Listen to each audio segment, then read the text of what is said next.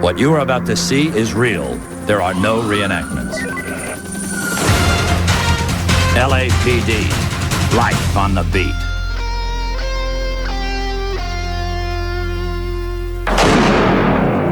Valentine's Day, 1996.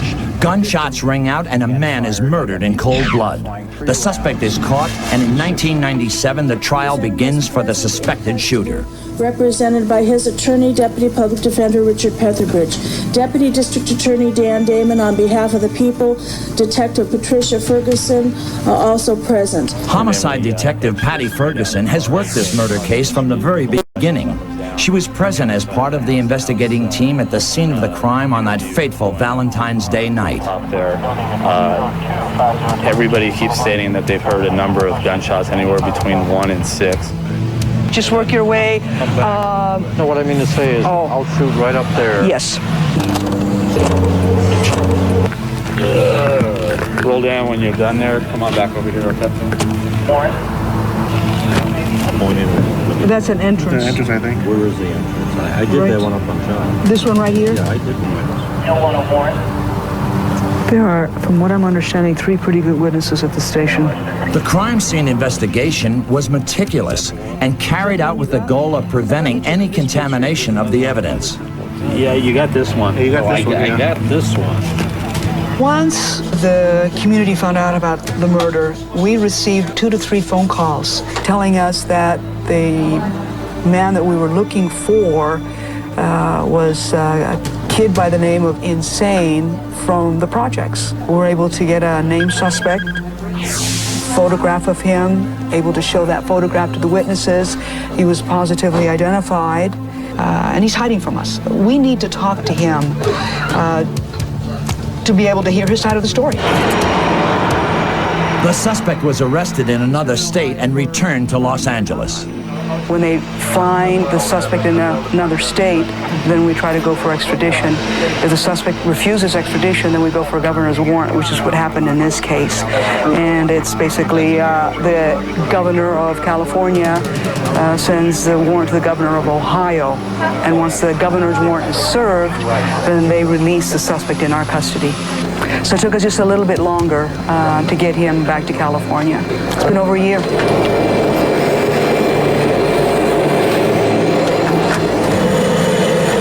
You can always try to run and hide, but we are persistent, especially with a crime like murder.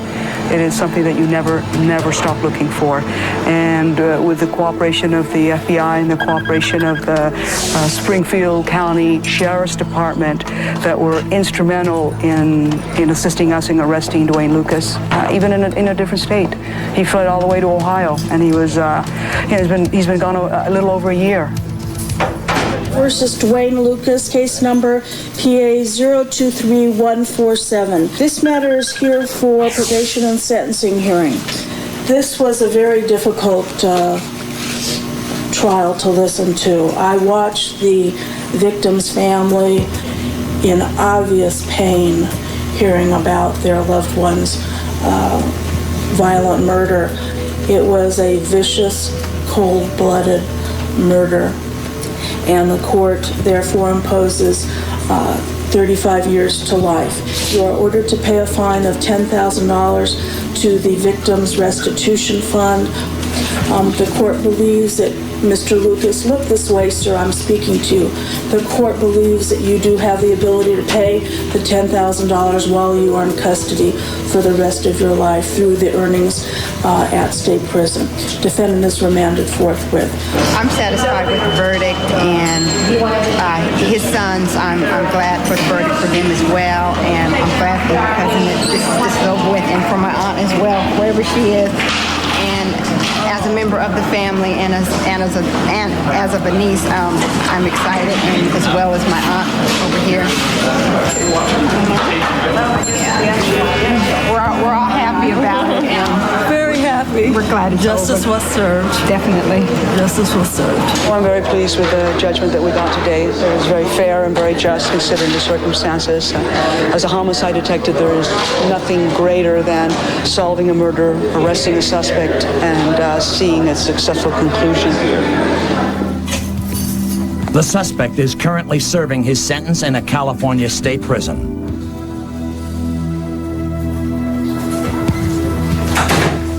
Coming up, perimeter lockdown. Passenger gets out of the car with a gun in his hand. Suspected car thieves force a collision and run. Air and ground units saturate the area. One more gun outstanding. And chaos at ground zero. We need to do something right now. SWAT officer Peter Wire Eater leads a rescue mission into the gunfire. Inside the armored car, there was a lot of crying out.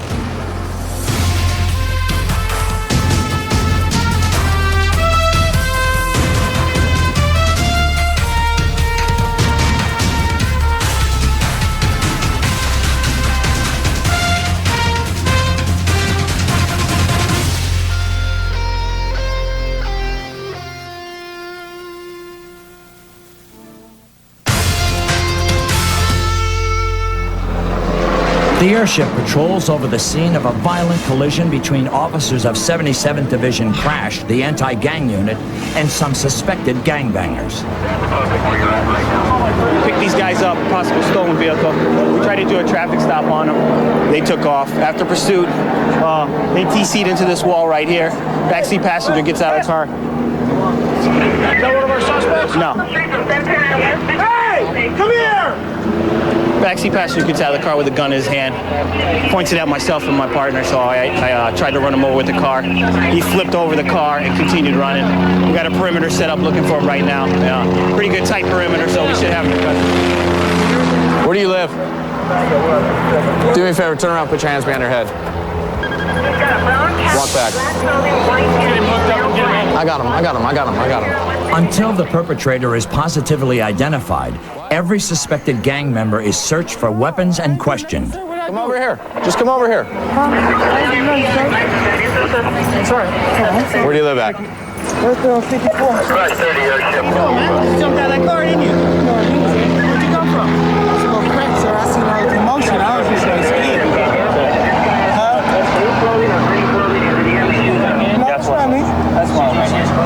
Why are you sweating? Why are you sweating? Smoke crack, sir. What? Smoke crack, sir. You smoke crack. Who's got a flashlight? You got a flashlight on you? Let me see your flashlight. The flashlight is used to check the man's eyes for signs of narcotics use.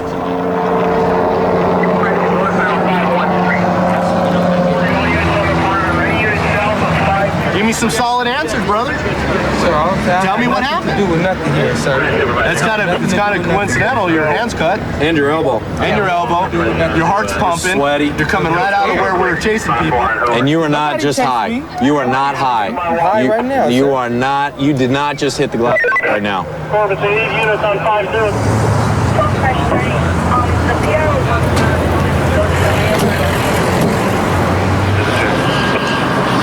You guys find an item on him? We're going to hold 5-2 Street and 5-2 Place. We have a PO station with a suspect in the backyard on the north side of 5-2 Place. If you're on 5-0 or 5-1, if you were just southbound, take up a position, we appreciate it. Look out here for a minute.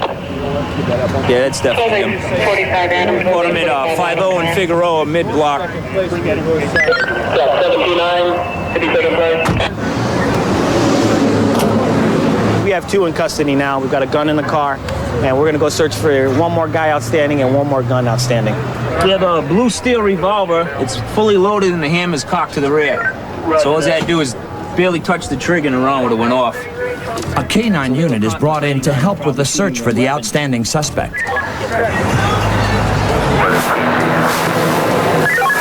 Hey, Sarge, that jacket matches suspect's pants. The male black white t-shirt.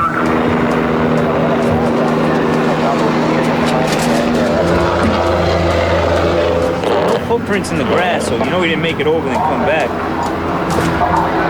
Yeah, Sergeant Ridges. Right now, at this time, we believe we have a third outstanding suspect, described with a white t-shirt, green pants, and no shoes. They're currently looking for him with K-9 search right now. Why you and your cousin up here then? We can come to the city. For no reason at all? No, typically you don't come. We got family out here. Okay, and where's that family live at? All over here. No, I want to know specifically. I want to know a reason. No specific address. The kid in the back seat pins him as a driver. The one that I hooked up and the one you saw is the driver of the vehicle. That's what Preston said.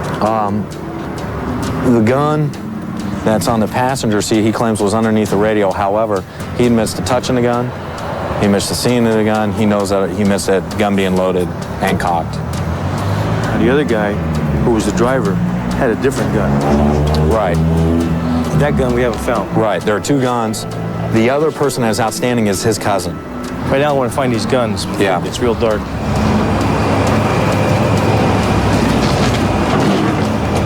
Overall, it was an outstanding situation, and the officers using the force that they needed to in order to apprehend the suspects, and particularly with suspects were brandishing weapons at them.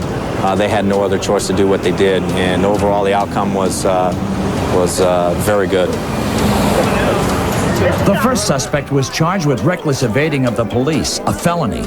The suspect with the braids and white shirt was remanded to juvenile court.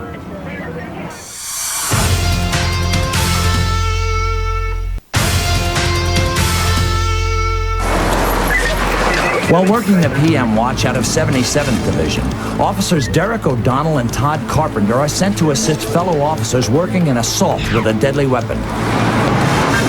Right now we're going to back up a unit. I guess they have a ADW in progress. A couple people, 2 male Hispanics fighting 1 male Hispanic, kicking him while he's down. 12869, you can show us code 6. Hi, Roger. As far as getting the story, this guy getting whooped on, and suspects in the back location. So we're going to stand by, get a story from him, and we'll go back and look at the suspect. Hey, sir, put your hands behind your head. Turn around. Stop. Alto. Stop. Volteese. Sir, get out of the way. Go there, over there. Volteese. Senor, turn around. Stop. We have a little fight, right? On my head, outside. And he got close to me, he went, bah, bah, and I went to the floor. And I asked him, come on, if you don't man, so let me get up and let me fight to you. You know, just let me get up, and then let me show you if you real, if you better than me. So he didn't let me get up. He just went. So this is one-on-one? Yes, sir. That's your mouth? Open your mouth. Whoa, you got some summer teeth. What do you want us to do? Do you want us to? You be all right? Or what do you want? You want us to arrest him, or you want us to? No, just let it go. We're not gonna have a fight again. Sir, where do you live? I live in Bell. How did you get here? Because I come in the back. In a bus or a car? No, in the bus. I come in the back. In the bus? Yes, sir. You take the bus home. And that's fine. Mutual combat. Right about that. And turned out to be big nothing. The officer's going to take a report just to cover everybody if someone changes their mind later on. So they're going to be friends again now. Suspects are back to location. You saw some visual fighting. Well, it's not working and they're fighting again. 12869, roger. Oh, and he's down and out. No se mueva. Hey, Juniper, back up, okay? Get your family to back up. What? Hi, back up. You know what? You got a serious problem that keeps fighting. I didn't start a fight. You didn't start a fight? Everybody here says that you're sitting there fighting, huh?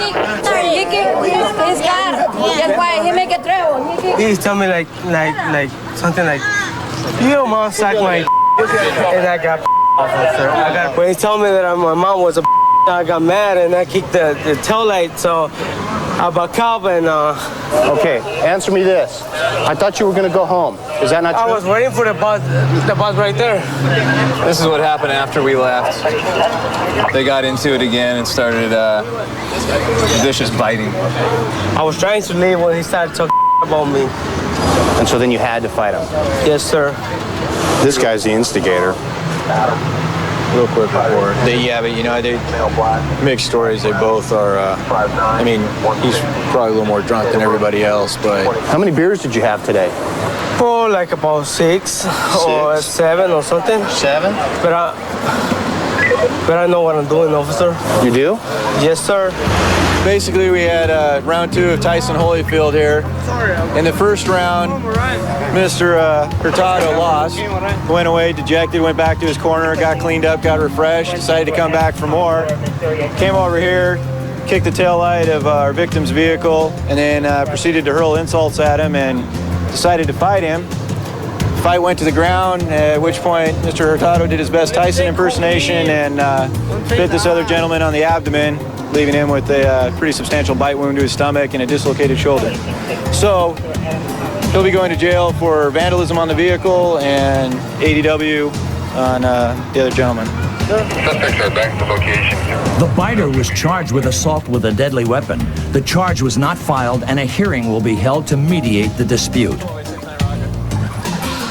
Next, chaos at Ground Zero. We need to do something right now. SWAT officer Peter Wire Eater leads a rescue mission into the gunfire. Inside the armored car, there was a lot of crying out.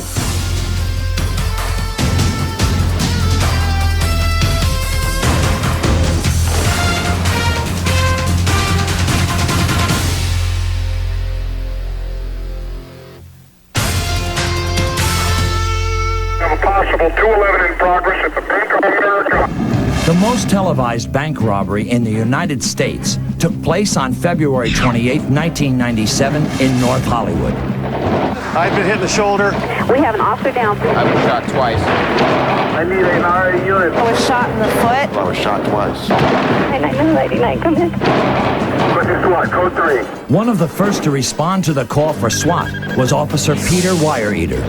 There's a terrible feeling that comes over when you hear these officers putting out help calls and people requesting assistance. And there was all this gunfire going on. And as we arrived, we stopped right here on Victory, and immediately upon getting here, we saw some officers and a detective standing here at the corner of the building. So our first reaction was to go forward and find out what was going on. And it struck me that how convenient or how lucky we are that there was an armored car that was parked over on Laurel Canyon in front of that bank, and I was thinking we might have to utilize that. We decided to use Donnie Anderson's car. Donnie was busy throwing everything out of his back seat to make room for us. All of his personal things were out here on the sidewalk, checkbook, checks, receipts flying everywhere. We jumped in, the 4 of us, and drove forward. All of us were exhibiting signs of being excited and everything, but we were both saying and talking to each other, you know, we've got to do something here. And Following the flight can take him down. as we stopped here, Donnie was actually driving the car that day. I was in the front passenger seat. You know, we hear this overwhelming volume of gunfire. And we knew, as from all appearances, that they were on the north side of the bank. And it just dawned on me that, you know, we need to do something right now. My biggest fear at the time was these suspects might counter assault or assault the wounded officers that were down. I stepped into Laurel Canyon and tried to get the wave for the armored car to come forward. They were about a block and a half down. I finally attracted their attention and got them to drive forward. At that time, they opened the door and inside was already 5 officers and the civilian drivers of the armored car. Everybody's efforts were there to start with. They just needed someone who could really direct all those individual efforts together and go forward as one. We drove forward to the people that I felt were in the most danger. We found one of the officers, the first ones we encountered, had a very bad leg wound. He'd been shot. As we climbed out of the armored car to set up, all I did was set up to provide cover where I thought the suspects were. We got Officer Whitfield inside the armored car and then now started our trek southbound to keep picking people up. That was when we spotted all the people in the intersection behind the black and white that was shot to pieces. The civilians that were pinned down in the intersection behind the cars. You would like to think you could calm someone down and make them feel comfortable if you can, but in a situation like this, there's so much speed, you're kind of possibly yelling at them to do what you want them to do. There's no time to think about people's feelings. Inside the armored car, the wounded people were in a state of shock. Some were in a lot of pain. There was a lot of crying out. After we retrieved all of these wounded people from the front of the incident up there at the bank, we came right back down Laurel Canyon here with the thought in mind to get him quickly to medical attention, which was back here at the command post. This is about where we stopped the armored car. The bulk of my teammates were now arriving, and they came forward to render assistance. There was no paramedics on the scene at the time.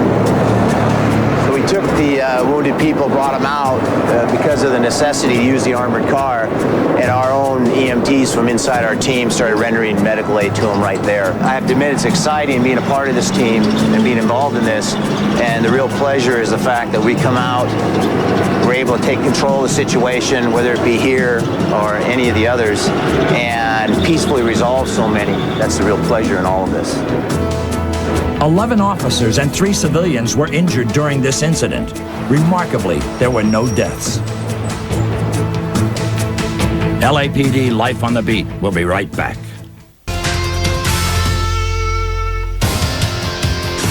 If you have any questions or comments, contact us at lapdtv@aol.com. Next week, Our suspect has been seen carrying a switchblade. early morning drug strike. Wilshire cops execute a search warrant raid on a wanted narcotics suspect. Police officers, we have a search warrant. Open